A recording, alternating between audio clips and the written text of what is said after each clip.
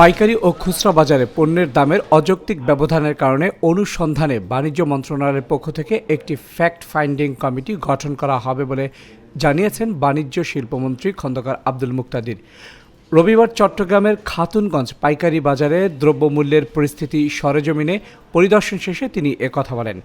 Khatunganj trade and industries অ্যাসোসিয়েশনের সম্মেলন কক্ষে আয়োজিত মধ্যপ্রাচ্য সংঘাত, ভোগ্যপণ্য সরবরাহ ও মূল্য পরিস্থিতি সংক্রান্ত পর্যালোচনা শীর্ষক মতবিনিময় সভায় প্রধান অতিথির বক্তব্যে বাণিজ্যমন্ত্রী বলেন, পাইকারি ও খুচরা বাজারে অনেক ক্ষেত্রে অগ্রহণযোগ্য দামের ব্যবধান দেখা যায়। এই ব্যবধানের প্রকৃত কারণ অনুসন্ধানে ব্যবসায়ী প্রতিনিধি, প্রশাসনের সদস্য এবং প্রয়োজন হলে অন্যান্য পেশাজীবীদের নিয়ে একটি ফ্যাক্ট ফাইন্ডিং কমিটি গঠন করা হবে। কমিটি বিষয়টি গভীরভাবে পর্যালোচনা করে প্রয়োজনীয় সুপারিশ প্রদান করবে। তিনি বলেন, বাংলাদেশ এখনও আমদানি নির্ভর দেশ। আন্তর্জাতিক বাজারে পণ্যের দাম বৃদ্ধি, ডলারের মূল্য বৃদ্ধি বা পরিবহন ব্যয় বেড়ে গেলে এর প্রভাব দেশের বাজারে পড়া স্বাভাবিক। তবে অভ্যন্তরীণ ব্যবস্থাপনা বা নিয়ন্ত্রণজনিত কোনো কারণে যেন পণ্যের দাম অযৌক্তিকভাবে বৃদ্ধি না পায় সে বিষয়ে সরকার সতর্ক রয়েছে। আর পাইকারি আর খুচরা বাজারের যে অযৌক্তিক ব্যবধান, রোজার পরে আমরা একটা ফ্যাক্ট ফাইন্ডিং কমিটি করব, যেখানে আপনারাও থাকবেন, ব্যবসায়ীরাও থাকবেন, প্রশাসনের মানুষেরও সংযুক্তি থাকবে। দরকার হলে আমরা অন্য পেশাজীবীদের এটার সাথে সম্পৃক্ত করব। কেন পাইকারি আর খুচরা বাজারের ব্যবধানটা অগ্রহণযোগ্য, এটার ভিতরে রহস্যটা কি, এটা আমরা খুঁজে বের করব। ভোজ্য তেলের অবস্থা কি আছে, এটা তো আপনি বাজারের মধ্যেই আছেন। ভোজ্য তেলের সরবরাহ আছে এবং মূল্য তো বোতলের গায়ে লেখা থাকে, এটি নিয়ে সমস্যা নাই।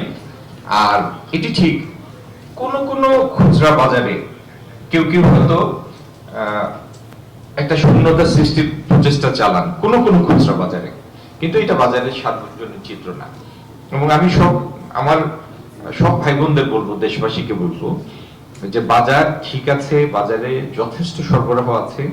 কেউ যদি বাড়তি মূল্য নেয়ার চেষ্টা করে, সেটা আপনারাও সচেতন থাকবেন। এরকম বাড়তি মূল্য নেওয়ার মতো কোনো পরিস্থিতি আসে নাই, এই মুহূর্তে নাই। জ্বালানি তেলের বিষয়ে যে কথাটা আপনার এসেছে যে আগামী দিন কি হবে, আমাদের সরবরাহ প্রচুর আছে। সরকারের কাছে মূল্যের কম বেশি করার কিছু মেকানিজম থাকে, সেটা ভোজ্য তেলই বলেন, জ্বালানি তেলই বলেন।